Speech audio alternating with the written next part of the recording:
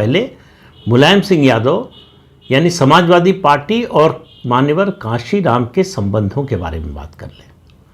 उसकी याद अखिलेश यादव ने एक प्रेस ब्रीफिंग में आज दिला दी मायावती की रैली के बाद।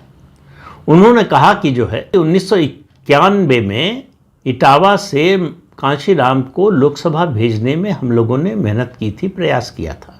1991 में कांशीराम इटावा से जीतकर लोकसभा पहुंचे थे, पहली बार लोकसभा पहुंचे थे। अब इससे आप समझिए कि अखिलेश यादव और कांशीराम के कद में कितना अंतर है, दोनों के व्यक्तित्व में कितना अंतर है।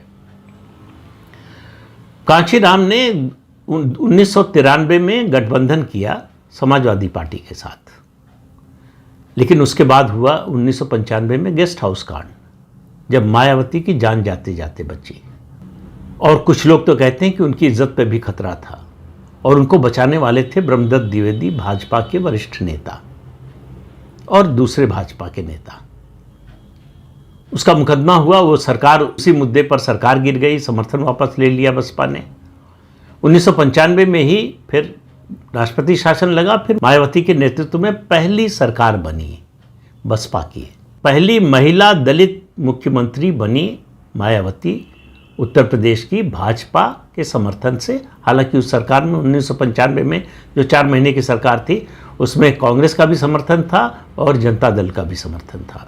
1995 में ही मुख्यमंत्री आवास में जब मायावती मुख्यमंत्री थी, कांशीराम ने कहा कि 1992 में विवादित ढांचा गिरने के बाद भाजपा के लोगों की उनके शब्द हैं, मेरे शब्द नहीं, गुंडागर्दी बढ़ गई थी। वो मुलायम सिंह को बहुत परेशान कर रहे थे, तो इसलिए मुलायम पर तरस खाकर मैंने मुख्यमंत्री बना दिया उसे। ये कांशीराम के शब्द हैं।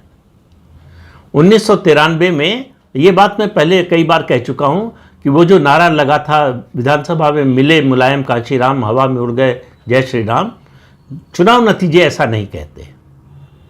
चुनाव नतीजे कहते हैं कि भाजपा को बसपा और सपा के गठबंधन को जो सीटें मिली थी, उससे एक ज़्यादा सीट मिली, और इस गठबंधन को मिलाकर जितने वोट मिले थे, वोट शेयर जो उनका था, उससे 5% ज़्यादा भाजपा को मिला था।